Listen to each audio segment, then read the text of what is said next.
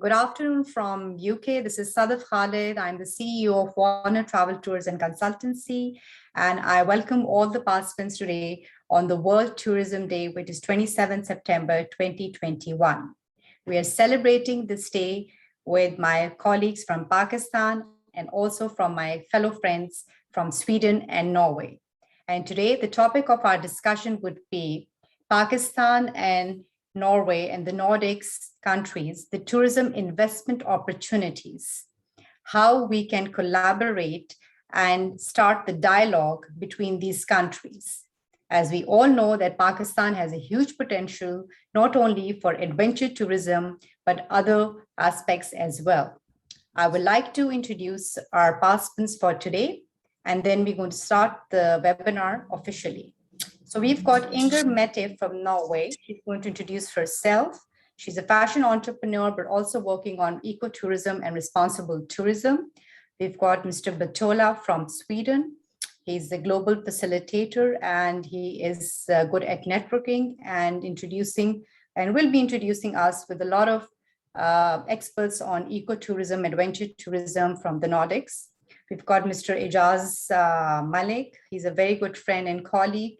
He's representing from Islamabad, Pakistan, and he'll be talking about the potential between Pakistan and Norway adventure tourism. And we've got Mr. Qasim. He's representing his tour company called Adventure Traveler in Pakistan, and he'll be talking about the same topic. So I'm going to start with Mr. Ijaz Malik.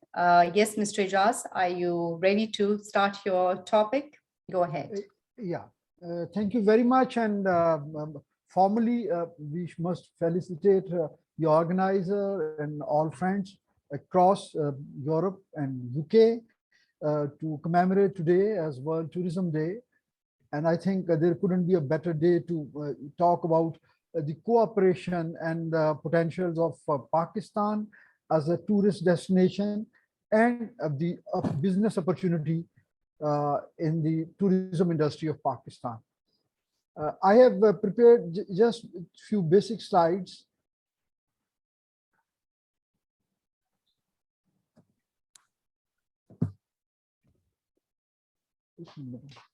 Laptop, desktop, in which I would just be highlighting some of the areas where I think we can cooperate and explore mutual cooperation between Nordic countries, and particularly with Norway.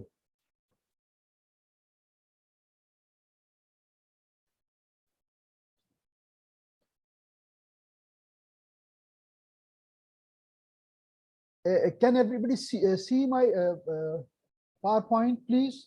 Absolutely, yes, go ahead. Sir. Okay. Thank you. Okay.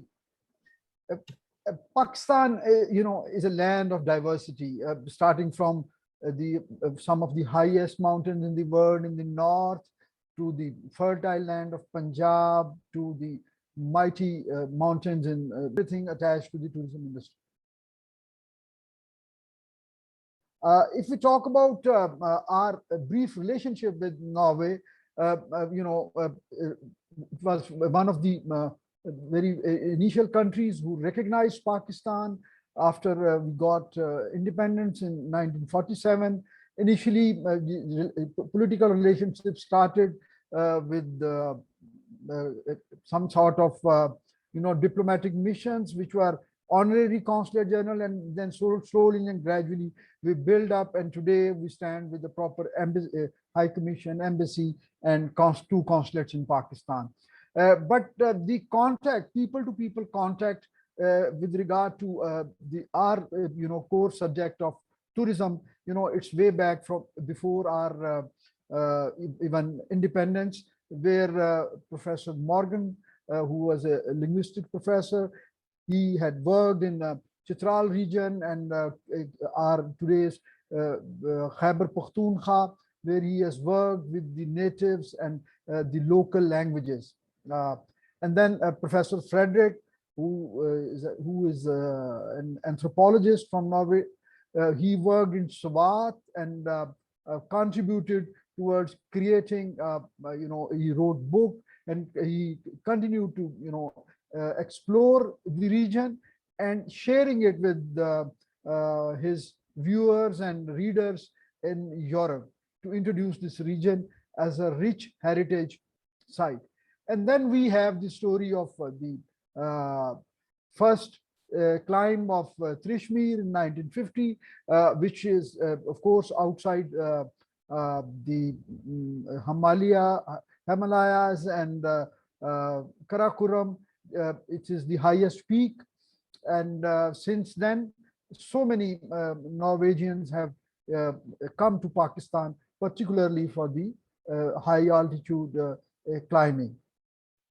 We do have a business relationship, and although the volume of trade so far is not significant given the potential of two countries, but the presence of Norwegian companies in the cell phone industry, that's they are the major stakeholder in Pakistani market. We had recently a readmission agreement which would help the large Pakistani origin diaspora in the Norway, and of course the other countries in the Nordic region. And there has been and a continued development assistance being provided by Norway to Pakistan, particularly our remote areas in education, health, and other social sectors.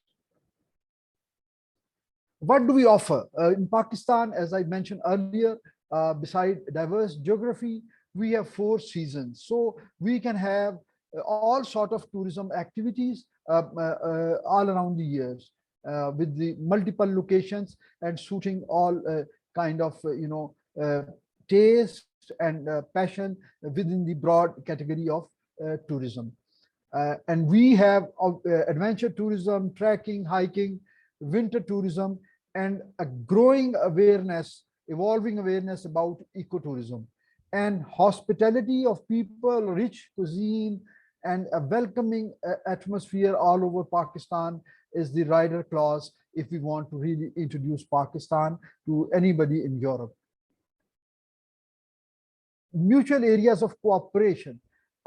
Norway has done a lot. I have gone through the document of your vision and strategy about tourism development 2030, and it is really amazing. Your targets, your goals. I think we have a lot to learn from your experiences and the research that you have done and the way you have strategized to develop tourism, eco-friendly green tourism, particularly. We would like to learn from your green tourism strategy. In infrastructure development, we will talk shortly in detail. And given your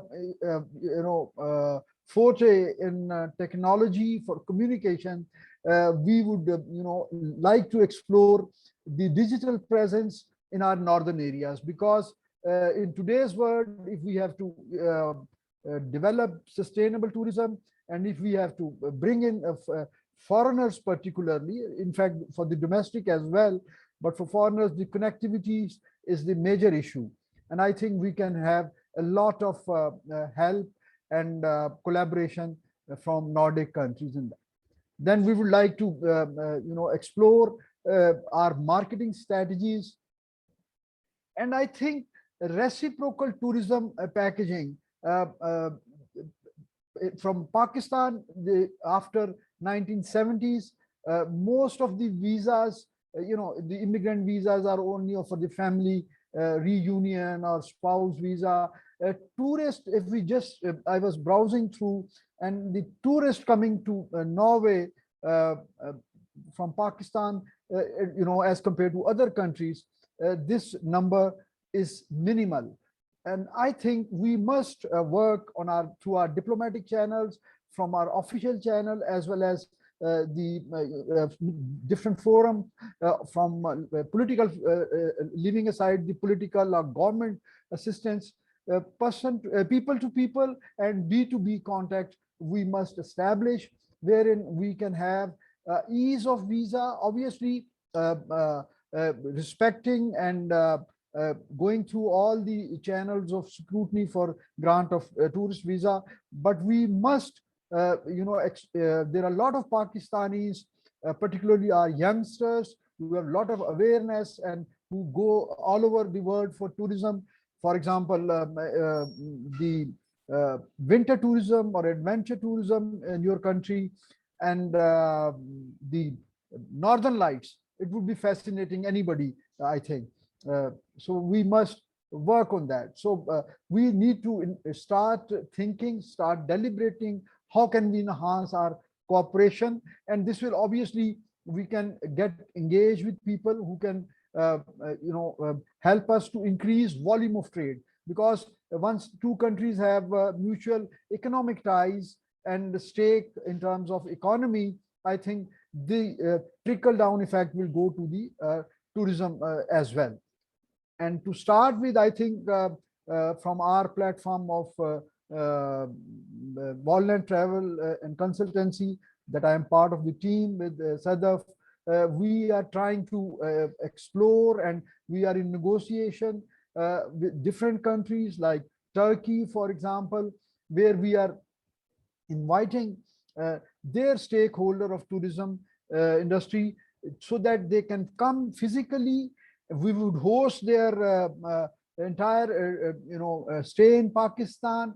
They can meet all people in private and public sector, see different regions, different resorts, and then go back and be our ambassador.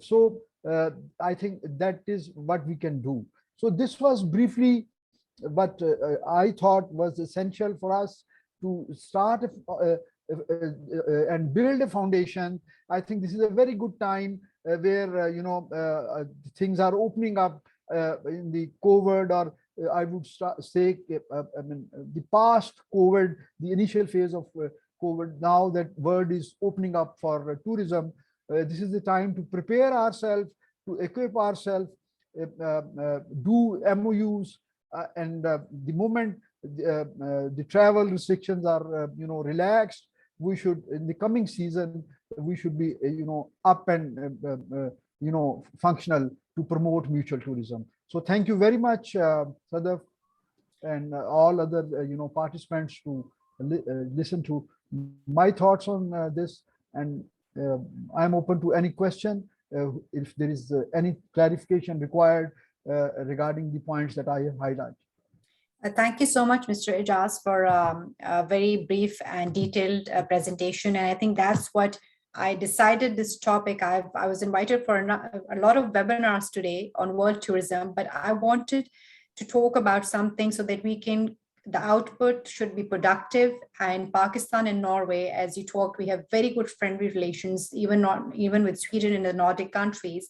And we should strive to lobby and involve our colleague friends from there, and exchange of like not only Pakistani Norwegian tourists coming to Pakistan, but we would like Pakistani tourists visit Norway, reciprocal ways. And there's a lot that can be explored. So thank you so much. And I will now invite Mr. Bert-Ola, who's a very good friend, and he's visited Pakistan. So he knows the potential, and he's a traveler, and he's going to talk about more about the aspect that you highlighted about how tourism can help in the digital world. And he'll be talking about that with us. Yes, Bert-Ola, go ahead. Can you unmute? Bert-Ola, you have to unmute.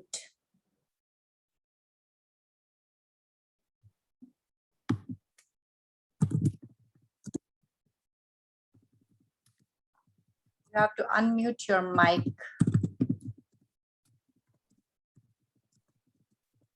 Okay, now. Yeah. Okay, great. Yeah, go ahead. Okay. Did you hear the presentation? Yeah, go ahead. Now you can start again. No, so I will give a bit of background on myself, because for some of you, it might be, yeah, you are into the field I'm working on, and for other people, it might be very new. So a bit of background. I come from a small village in the heart of Sweden, in the very middle of Sweden, north of Stockholm. quite similar to Norway, I would say. It's like the region I grew up is, in fact, was Norwegian up till 400 years back. So even if it's long time back in history, we still have pretty close ties with Norway in sort of heart and different events and like that. So the last 10, 15 years, I spent also very much time in Norway, in different parts of Norway, and in Denmark and Finland and other places. So I have a pretty good overview of different locations and potential. I'm not specifically working with tourism, more local development, how we grow local economies and like that. But of course, tourism and destination development is one of the core activities around getting a local economy growing. So, for example, last year I worked a lot with Gothenburg and Company, which one of Sweden's largest destination company around smart sustainable cities in Gothenburg to see how can Gothenburg develop their strategy around destination development and tourism. And for this meeting, unfortunately, I couldn't join for today, but in the coming weeks, or when we have another meeting or another webinar, also H22, which will be a super big event in between Denmark and Sweden next year on destination development and smart sustainable development, that sort of topic. It's a 1-month exhibition with different delegations coming from around the world. So there will be a lot of activities in I would say all Nordic countries in the coming months ahead, specifically around related to sustainability as a core idea. That's a bit of the background. I've been working 15 years, so what I say, how we grow relations, stakeholder relations, how we can put knowledge into action in local societies and get development going in a sustainable manner. And here's a few slides of earlier events I've been part of. I met Sadaf and Mette in this process. We have done probably between 200 and 300 events around the world since 2009, trying to start to connect the people who are very digital with the local action and speed up whatever it is, marketing, ideation, investment. Is like a lot of opportunities in this intersection. So we can go to next slide. So this is just a slide to tell a little bit about the trends out there. So this is back in 2009 in September, where I met the founders of a new marketplace in San Francisco called Social Capital Markets. And I think this summarizes a lot of what we are going into as a society, and it will be very relevant for destination development and tourism or whatever we try to do in the future economy. It is, as you can see, there are a bit different pictures here. This is from Fort Mason area in San Francisco, an old army base that is shifted to an artist center. So it's a bookstore, secondhand. A lot of tourists are coming. So it's like building a place for meaning and where people want to be and relax and experience these things. And in this particular space also, they started to grow a marketplace for sustainable investment and sustainable entrepreneurship. So people from around the world come here once a year, and you can see down to the left, if you see the sign from the same angle as me, one of the rooms where thousands of people come and mingle and see how can we develop tourism projects or social enterprises or education projects or whatever, and start to invest and grow the local action. Over time, this was 2000, started in September 2008. I was there first time 2009, 1 year later. So over time, this has gone into more digital hybrid events. So Now it's spreading out around the world, starting to grow the knowledge, make micro events and like that. And SOCAP is the largest arena, but you have probably 100 other smaller or a bit similar arenas growing now around the world, Asia, Africa, South America, Europe, wherever on the planet. So this is a very big trend, and it's driven by the pioneers who want to make a difference, and with the youth, not the least the younger generation, who is already embedded in this. So when you look at local development, destination, tourism, or from whatever field you look, this is something to have in mind, that this is sort of underlying values which we should tap into, especially when you look, I think, in the intersection between the Nordics and Pakistan, because the Nordics, this is very much going mainstream in the Nordic countries, the sustainability and so forth. Yes, go to next slide. So here is just like a small snapshot of a few activities we have done the last 2-3 years. So up to the left, you have something we did, the learning journey in Norway. So we went digitally to different places in Norway, from Tromsø up in the very north, Trondheim in the very middle. Mette is quite close to Trondheim, straight out to the coastline there, if you look at Trondheim. And down to the south of Norway, Bærum, Stavanger, Kristiansand. And you can see a few images to the left there from the different places. So this was a way of what we say impact journey or digital events. I will show a new slide after this, where we take people who come as not tourists, but people who want to experience what's going on, and they become also a bridge to the world. So they experience the locals, but they also share back information that could be valuable for growing a local economy in your home country, wherever you're on the planet.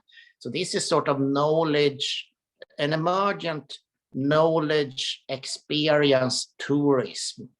And I think it could fit very well with the Nordics, who is quite ripe and quite advanced in thinking around sustainability.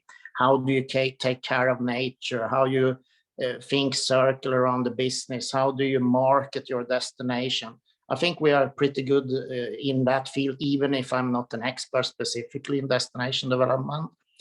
But also, how can you learn from that in Pakistan, for example? It's coming. So this is just a few slides where we did also 2017, if you look to the yellow one down there, where we connect up multiple spaces around the world, from Rio in Brazil to Japan to San Francisco, to whoever can participate, and you can showcase. You can imagine, for example, that you are host of a global event, and you connect up places with quite digital savvy people who can share knowledge about yourself. You can see it from a marketing perspective, from a development perspective, from an experience perspective, and so forth. And next slide. And here's a little bit that we call these people the doers in this intersection, and they have different names: digital nomads, system innovators, and on here you can see also one of the journeys we did. We called it the digital pilgrimage, where we invited 15 people from around the world to join and experience different places, and they became sort of impact journalists for the place. So this is the intersection I'm in. Maybe it sounds a bit confusing if you're not new to it, but I think this has to do with how do you put knowledge into the context, and also build capacity for how you want to grow your place. It's not only to go to I want to relax in this place and have a nice time. It's also to bring knowledge and local development into. So that has been my focus for how we can build partnerships. And I'm very well connected globally in this field with this type of people. So if you see some potential in building towards this, it will be pretty easy to connect up interesting people in the Nordics and around the world. So thank you very much for that. And if you have any questions, you're welcome. Thank you, Bert-Ola. I think you give brilliant, I know how you operate, and that's the new digital world we live, and the digital pilgrimage that you were talking about. And I immediately thought of learning Pakistan journey. If you could do learning Norway journey, we can have similar for Pakistan, because that's what we're trying to know, each other culture, each other, the potential between the Pakistan and Nordics. If we don't talk about Pakistan with the Norwegian and Swedish, how are they going to get attracted to come to Pakistan as a tourist, even when we're talking about investment opportunities? So I think it's a great way how you weave around and how you connect people. So we'll come back to you. I will invite my next speaker, Mr. Qasim. Are you ready?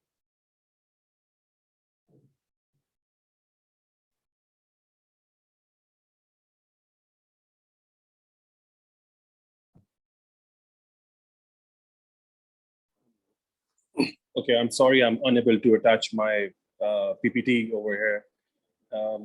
It's a visual PPT from YouTube, so I couldn't attach it right now. Anyways, first of all, please, excuse me for interrupting, but if you share the link on the YouTube in the chat, I can upload it for you. Okay, I'll do that.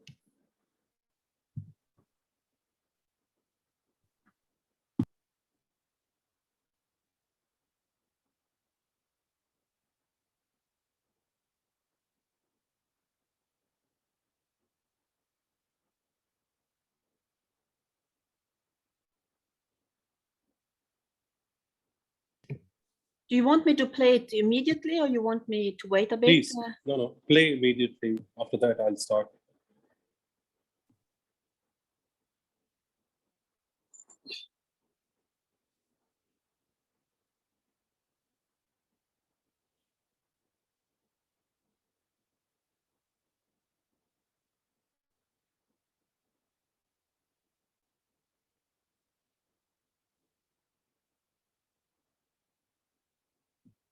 We can't hear the voice, but we can see the video.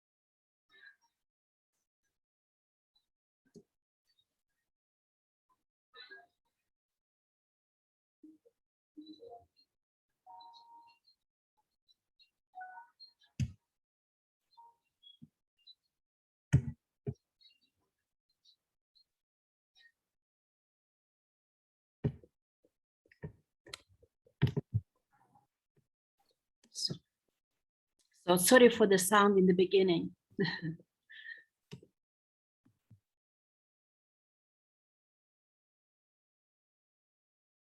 Qasim, are you ready to speak now? You have to unmute your mic.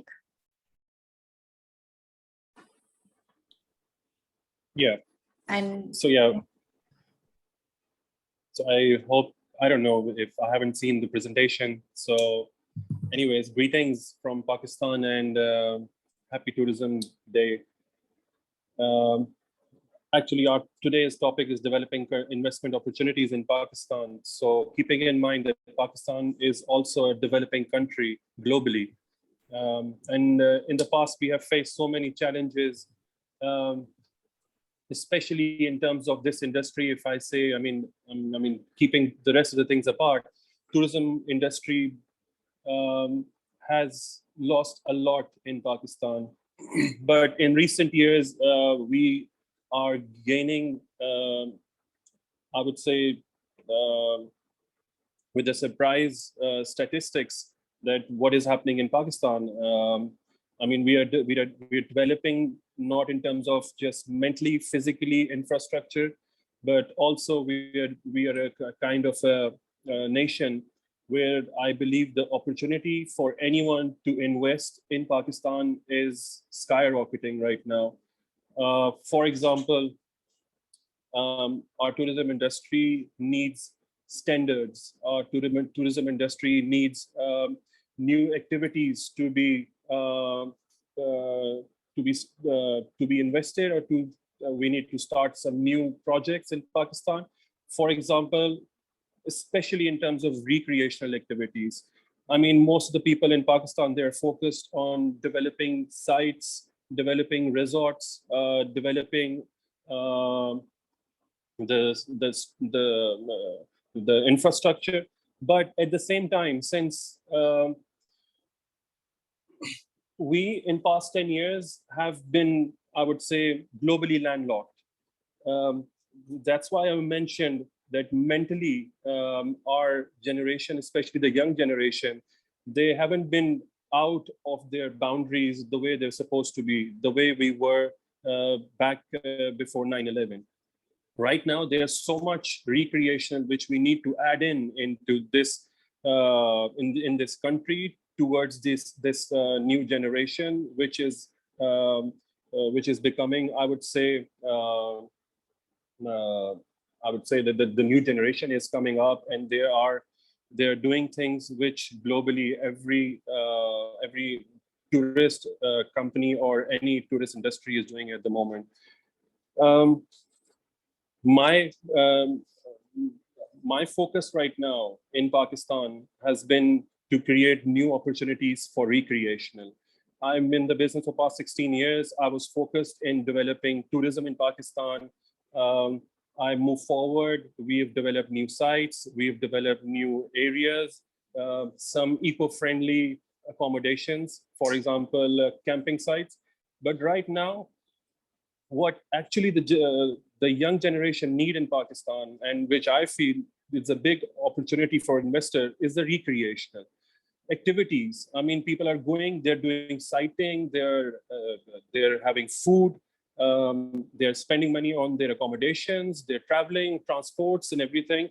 But likewise, if I go to any top destination globally, I'll be spending money on my air travel, to transportation and my accommodation. But the maximum amount of one individual or a group of people are spending is recreational activities, which we are lacking in Pakistan. I mean, any part of Pakistan, pick any valley, Skardu, Gilgit, Chitral, or even the south, we don't have anything to offer to our tourists. So I feel there's a huge gap. There's a huge gap in terms of investing in the recreational adventure sports and the kind of entertainment which from 3-year-old to 70-year-old can enjoy and become, I would say, become some opportunity for people who are living here. In terms of, let me start from my north. From north, we have opportunities of extreme sports. It used to be the global adventure capital of the world at one point, where people used to come here and they used to do their world records near the Baltoro Glacier, Trango Towers, K2, and other part of the north.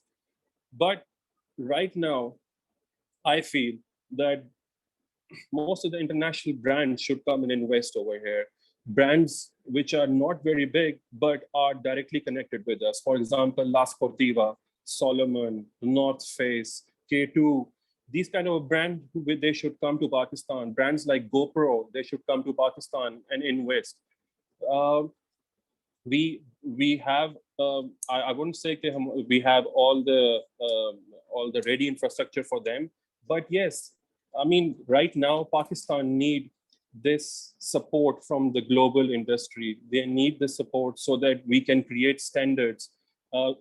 Other than what we are doing right now, that there are no standards in the valleys. People are constructing resorts, hotels without any standards because they don't have anything to look up to.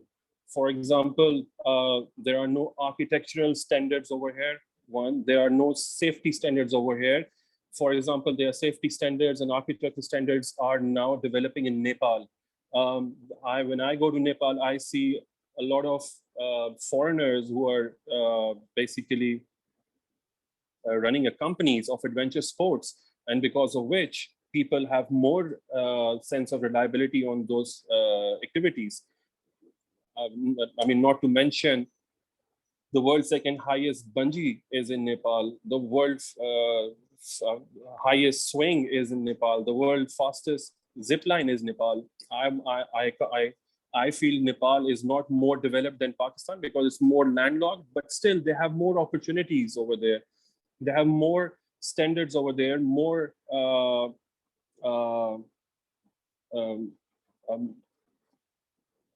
I feel that, you know, we need some international standards, some international investors to come here and also guide people who are developing this tourism over here in Pakistan to compete with international standards. Right now, we are not doing that. I mean, the opportunities start from north to south, from China border to Iran border, which includes our main three valleys, then the south of Multan, Bahawalpur, the desert area, then go up to the coastal highway. And there are countless opportunities over here. All we need is basically a brainstorming those activities to the right direction for developing Pakistan tourism. I feel that right now we need a direction on international standards, be it tourism, be it adventure sports, be it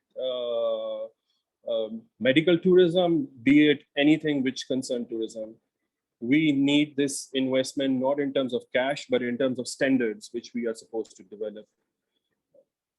So this is my small little speech regarding the investment opportunities in Pakistan. I'm sorry, I'm basically lagging because my internet is not very well over here. I'm sitting in the middle of a border area of Balochistan and Sindh, where I'm developing a franchise, eco-friendly adventure sports station, first of its kind in Pakistan, under the banner of Zapata, which is a French company, and I'm the first person who have basically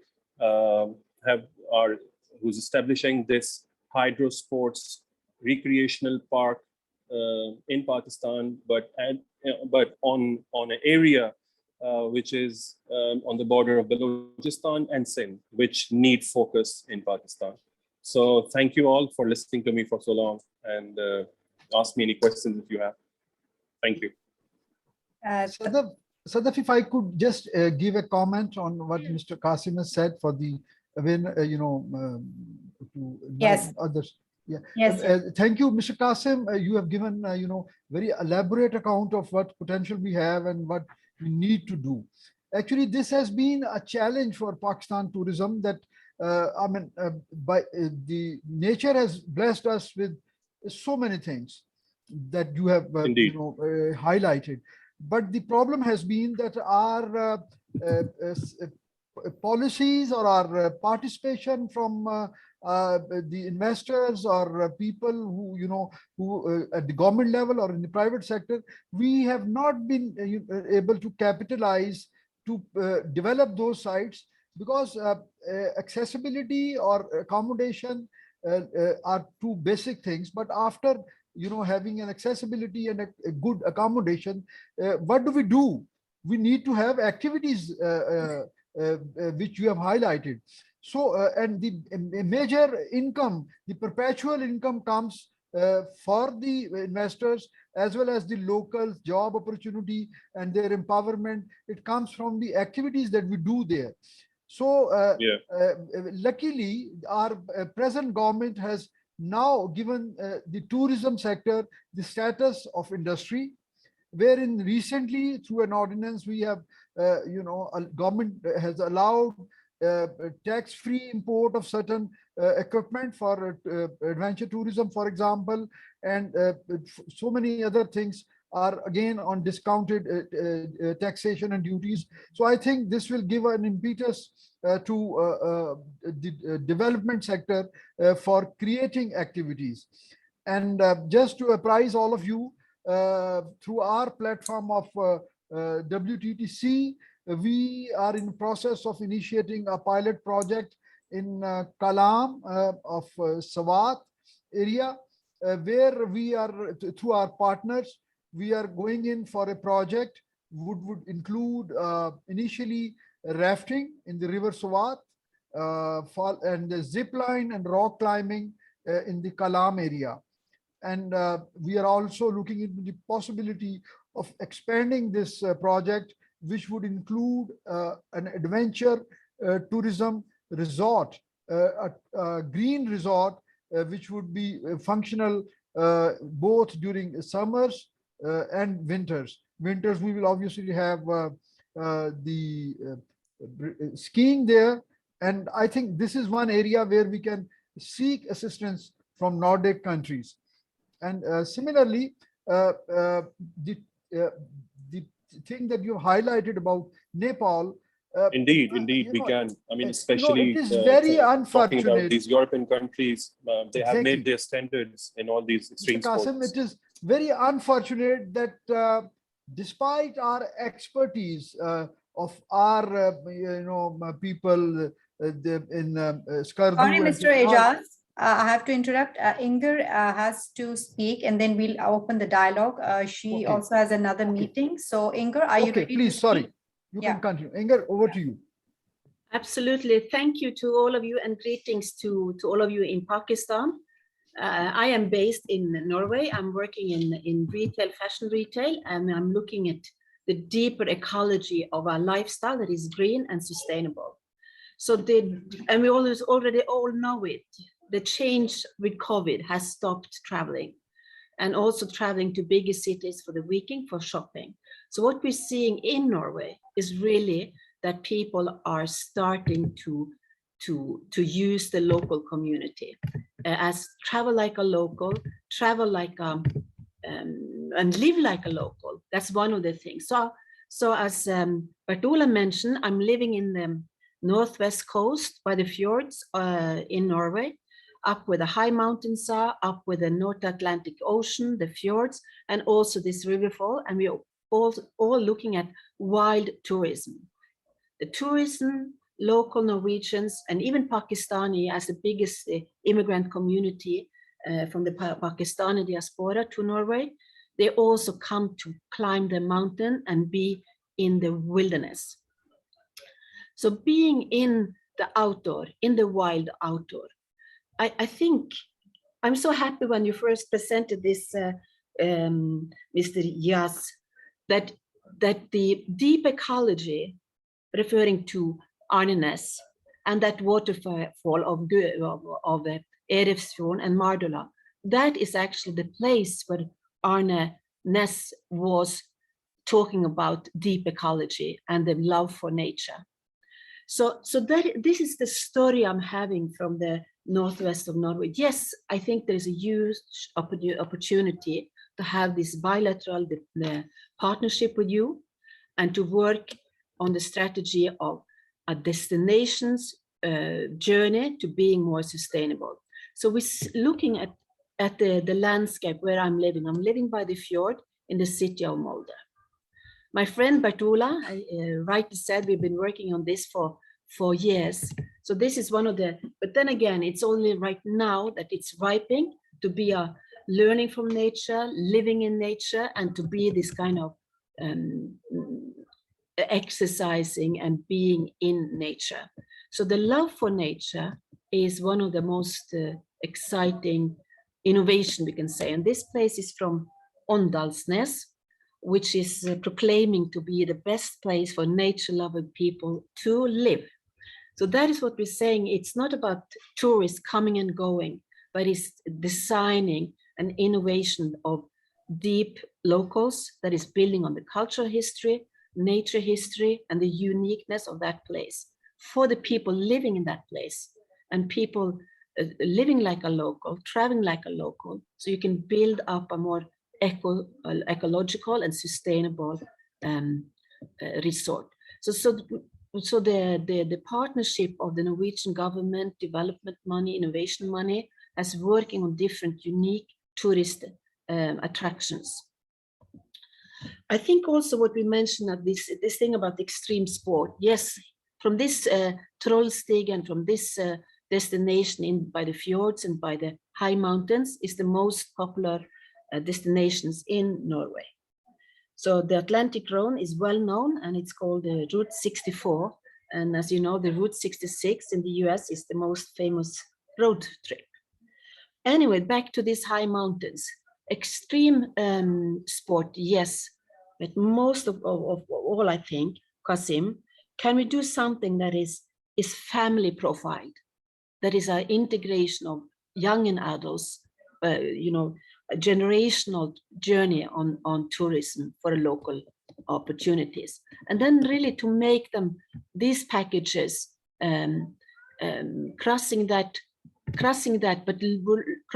edge, setting a price, integrating a small bus, going hiking across the mountain, and then coming down to the valley afterwards. But health and security measurement is very much important. I think we absolutely can build on this. So for the price overview, to go for a walk can be for free, but here is like 200 kroner, 20 euros, so $20 approximately. So it's a shuttle bus that is facilitating a low scale experience for the whole family to experience in a safety way. So yes, we have to have those skiing resort, destination resort that is really part of the, I will say, the destination of full year. So you're designing a destination for not only 4 seasons, but the 5 seasons, because you need to have the possibility that the weather can change. So you can have winter time and springtime, and it can come a heavy snowstorm. So to really design the indoor outdoor experiences for the whole family and for different kind of visitors. And I'm sure there is people to people and business to business. I believe that we can, with the partnership with the ideas that Bert-Ola is coming with, that we can have this deep local and digital nomads, digital learning camps, boot camps with Pakistani already living in Europe, already living in Norway, and to build that ecological, sustainable culture in partnership with you, from people to people and business to business. So to really activate this, for example, the region of where I'm based on the northwest coast of Norway as a classroom to learn from nature and to learn to build these packages. So it's a mountaineering capital, and to have that kind of going back to the 1950s when Arne Næss was traveling to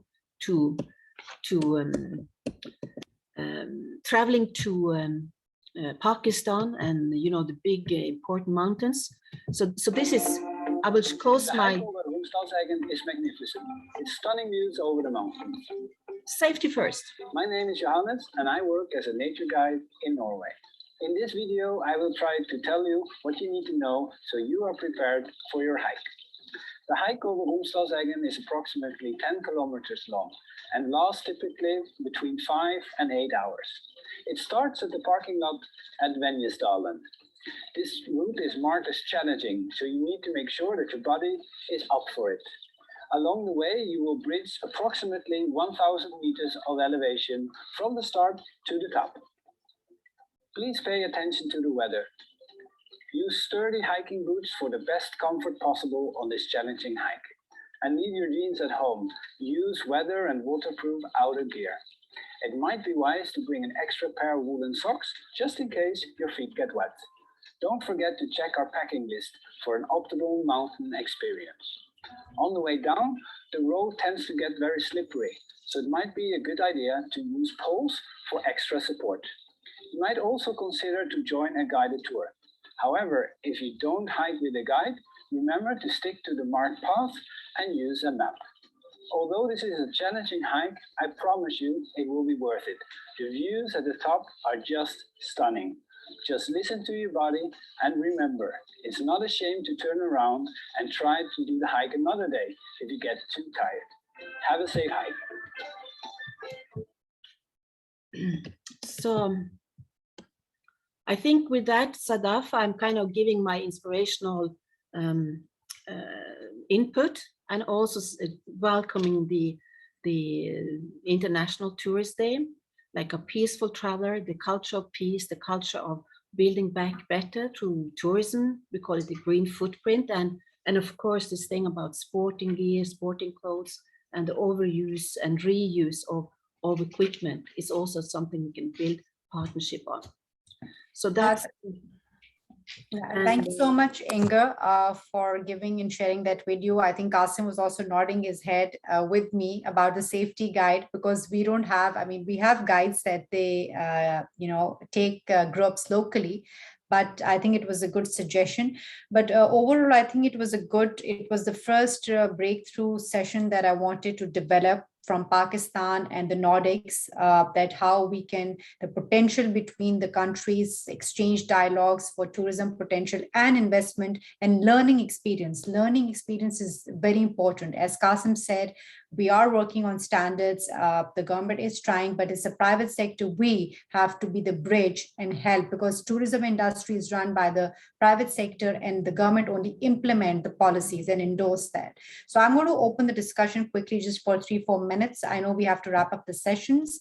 Let's have an open dialogue so that it can be interactive. And Qasim, if you have any questions from Inger Bert-Ola, I think had to leave, so I can't see him. Yes, Qasim and Ijaz, go ahead.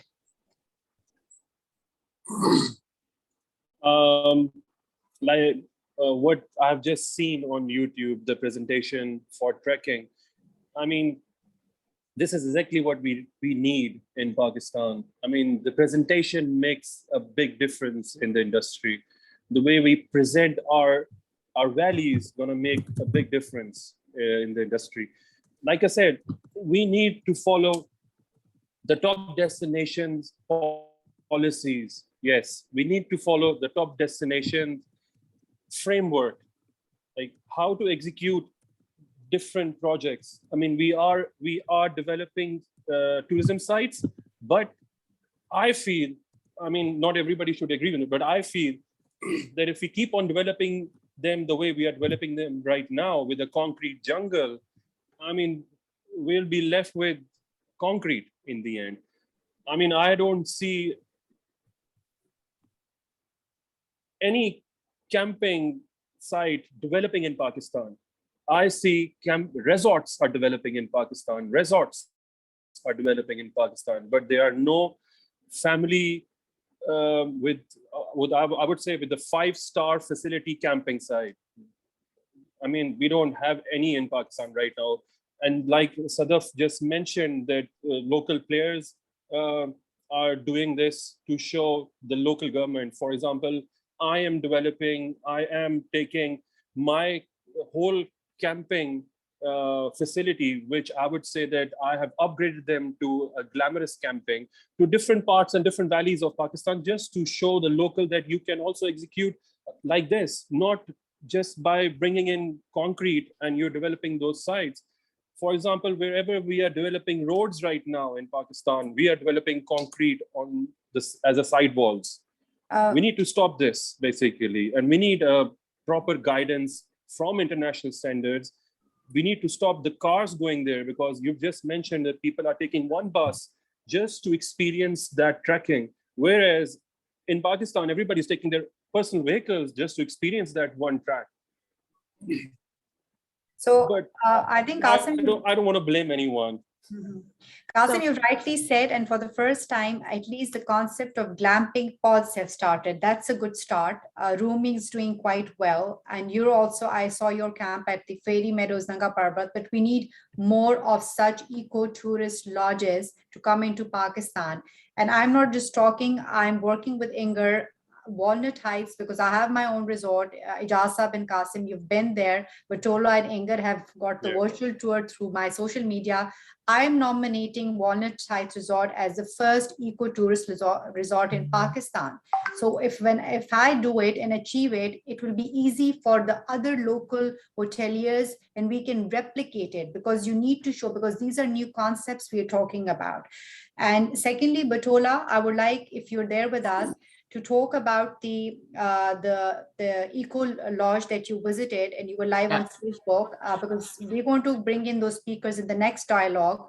And we'll invite Ijaz and Qasim, and we'll have a follow-up every monthly sessions, because I just don't want webinars. I want a productive outcome. And WTTC is taking the lead. I want Qasim to be also part of this project and initiative, and we need partnership. I can't do it alone. Ijaz is supporting, and I'll get back to Bert-Ola to talk about that. Yes, Bert-Ola, go ahead. Yeah. I think it's good if you maybe, I can share also the place, but I can talk about it.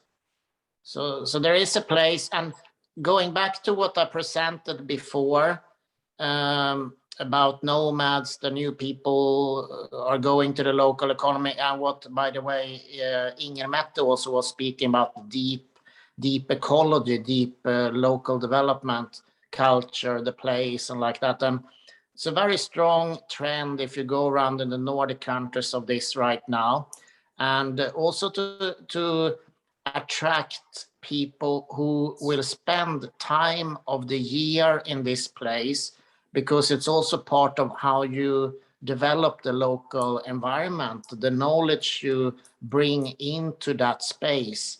So it's not just that you visit the place and you go back, but you really, in one way, interact with the local environment.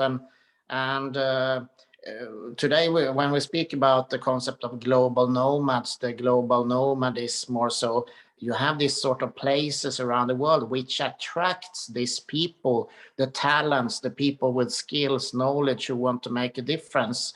And there is many places in the Nordics, but one of those is called Stockøya. It's a small island outside Trondheim. And we can share a link there with the Facebook page and like that. And there's a lot of videos from the place and images. But that place I've been working for many years now to be a hub in the rural economy, where they attract people like students and others who come there, maybe spend part of the year there living. They develop some architecture, like they call it, sort of house boxes. So you can both invest in this type of box where you live. It's like a small house, but very environmentally friendly house, built in all ways, the best design you can think. So you can both rent a place or you can buy a place there. So it also becomes investment into the place. Then they have built a big, like an old 1,000-year-old Viking house, but in a modern style. So within that, they have everything. They have the bakery, they have a small concert hall where you can have artists singing or playing. You have co-working where entrepreneurs can sit.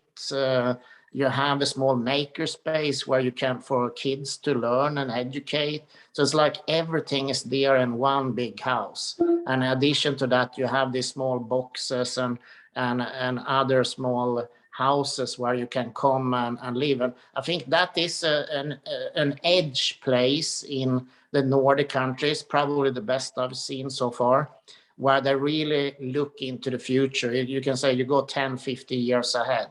How can it look like a modern village that would be attractive for for global nomads, these people maybe going and traveling and who become nodes or like a new infrastructure for knowledge and development there.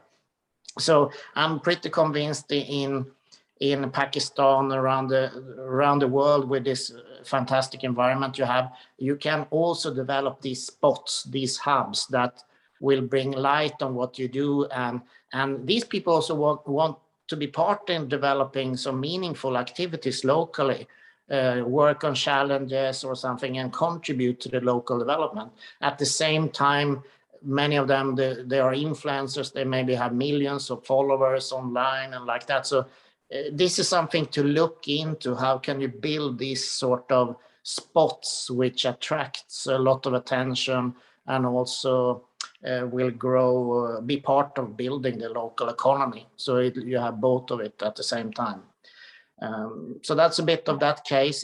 If translated from Norwegian to English, it's called Bygdeboksen. It would be like the village box 2.0. But it's in Norwegian, Bygdeboksen 2.0. So the village box 2.0. Okay, great, Bert-Ola, thank you. We will share the links with them so that they can have an idea, because you have visited, and we will be having the next session, the people who built it, so they can narrate, they can tell, and they can see this is what we can do in Pakistan. Ijaz, coming back to you quickly on the green resort. I just want to flag two recommendations for our Nordic friends. Ingrid, I think you can help in that. Mr. Qasim mentioned the example of Nepal. Just see the size of economy of Nepal and Pakistan, and you know, the opportunities that they have, and the proportionally what we have. It's unmuted.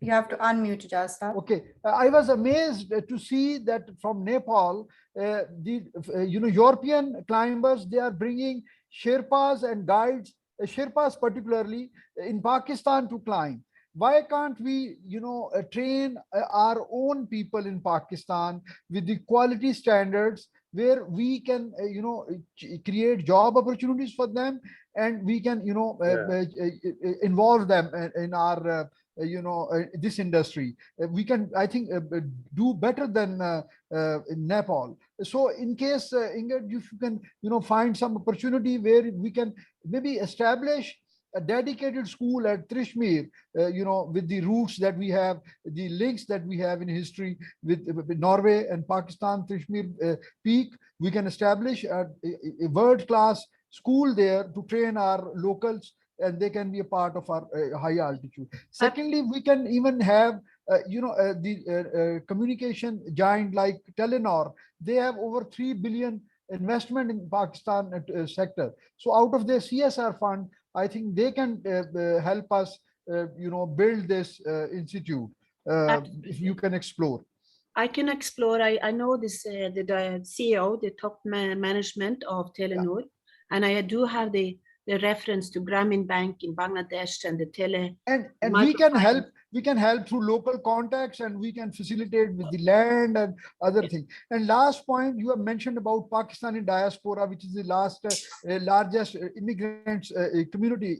As an interim arrangement, if we can approach them to have tours to Pakistan, and we can facilitate from WTTC, we can facilitate them for their family reunion in Pakistan. Like, still they have roots in Pakistan, and we can arrange for them that they come to our northern region, and we can, help them get their kith and kins from their villages in Kharian, Gujarat, where mostly people hail from. They can join them at the airport and then proceed and have a 5-star, holiday with their relatives in Pakistan. No, so we can do explore that. We can explore You're right, that. sir. You are right, sir. I definitely, my background is actually a skier and like an alpine skier. So I'm a trainer, and also in soft skiing and cross country and all this kind of sports. So I do have that background in my private life. So what I would like to say that first of all, yes, to build on the diaspora. Yes, we can even right now start inviting Pakistanis from Oslo to come to my region and start doing this digital nomad digital training. Yes, we can support this idea of Arne Næss and that mountaineering school, because the mountaineering museum, etc., is located locally in my area. So it is those connections are vivid, and I've been invited Sadaf to come to Norway and to explore this with me. And what we also have done from last week, the news is that we are working on COP26, and I've been facilitating the process to nominate the initiative of Sadaf in Swat and the Walnut hike resort to be an eco-lodge in a global network of different eco-lodges. So I'm working with an eco-lodge locally in Norway that is working with the Sherpas from Nepal, making that the security of the stones and the path for the mountaineering climbing for the whole family. So that is, I can bring that into a digital classroom with local Pakistanis from Norway, and then we take it to the next step to have this bilateral partnership with the Pakistanis traveling back to Pakistan, bring this influence. But we should start immediately to have it in Urdu and the local language of relevance together with Pakistani. So you make it English Pakistani language immediately. And I know that Bert-Ola will be able to help on this, because he's also like a mountaineer and he has this digital outreach. We can do that. And he's already been here a couple of times to see me to build the momentum.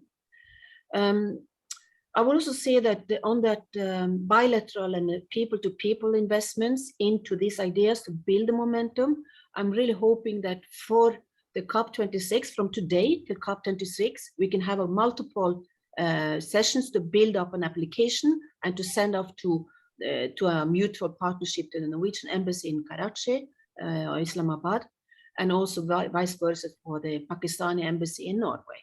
And talking about culture, the culture to look after nature and to love nature, to look at the clean water, clean air, planting of trees, taking up garbage. This should be an instinct. It should be a culture. It should be a first nature to not waste and pollute nature. Talking about culture, the Norwegian culture minister till now has been for the last years is from Mr. Raji, who is from Pakistani or heritage, like immigrant, a lawyer and a prominent Norwegian Pakistani gentleman. And I'm sure that he would like to say that, yes, this is a cultural thing. To be born with skis on, that's like a saying in Norway, we're born with skis on, but we're born to look after nature. That's a new way to express it. We should all reconnect with nature, our regenerational approach to city and urban development, village development, glamping, as Sadaf is explaining, and of course, roads and infrastructure, facilitating these things. That has been a governmental structure and job. So to really work on this infrastructure investment from a governmental structure, and to get that global partnership with enterprises, but also private prominent influencers that can drive this change to the green footprint and build back better and to restart the tourism in the most sustainable way. That's my wish for today, and I'm look forward to catch the ball and to follow up with all of you. So thank you. Thank you, Inger. I've written all the points. Bert-Ola, you want to add in last comments, so then I'll wrap up the session for today. Yeah, but I think we could set up some more interesting calls. There's a lot of interesting initiatives in the Nordics going on. I have another friend outside the archipelago of Stockholm. He's in fact setting up also something in Philippines and Manila, eco-friendly thing, a school, but he's building a hub where he lives in Sweden. So there are so many fantastic examples that are emerging. They all have these components of, like Mette said, that they are trying to find their ways of working in a circular way locally. So how they use the resources in the best way, how they can put in whatever source of energy, solar energy, wind energy, water, find a local ecosystem that supports the community. And also, so they build some bridges to other places so they get knowledge for how to develop. And some of these, what you can say, social innovations are a bit, takes some time to learn. That's why it's important to be connected both digitally and maybe attract some people there who maybe want to experience some time and want to be part in building these new solutions so you can get more sustainable, basically. Because we go, that was the second slide I shared, that we go into a paradigm now where we will be forced, if we don't like it or not, to be more circular and more taking care of the resources around us. So the quicker one realizes that and start to bring in the knowledge, the better you will come out of it. Thank you, Bert-Ola. Yes, Qasim, your last comments? Yeah, my last comment is that, yes, we need investment in Pakistan, but I feel that we need investment of expert human resources instead of just monetary investment. We actually need expert human resources in the field of tourism, adventure sports, and other line of these. Yeah. So for example, just to come back here, since you are in a bit different location, you can easily build first like a digital journey with a few activities to build interest of what you're doing, bring in some knowledge sections. How did you do that? And how did you do this? Because that will benefit several places at the same time. At the same time, maybe you can have a main hub or something who coordinates this action. That's how we have trying to done it before in this digital journeys, that we try to decentralize the knowledge out to a lot of different people. Yeah.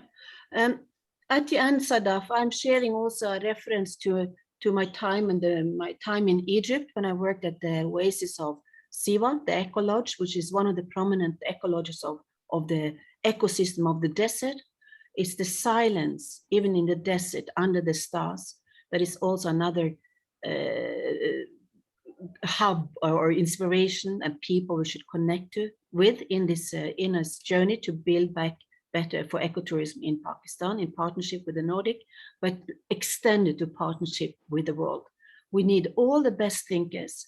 And that is why I'm so happy that in that effort to get those eco lodges around the world to connect and to learn from each other, together with you, Sadaf, we're also connecting with the oasis of Siwa in Egypt and the place Adre Ramallah. So it's the most prominent gastronomy, eco lodges and rooms that is having a low footprint on the planet. And it's also showing the exclusivity to being in the desert. And also an exclusivity that also that is fascinating, amazing for the rich.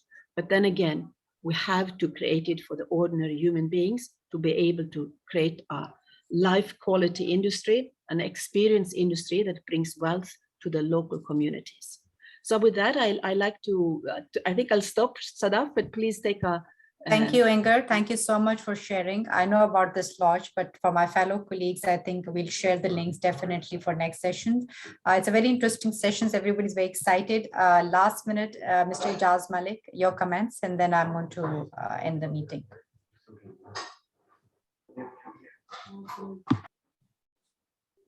Mr. Ijaz, are you there with us? You need to unmute your mic. Yeah. Thank you very much. I think it has been a wonderful session. We can build on this. We should have few frequent interaction, and I think from mutual recommendations, we can build a plan wherein we can have.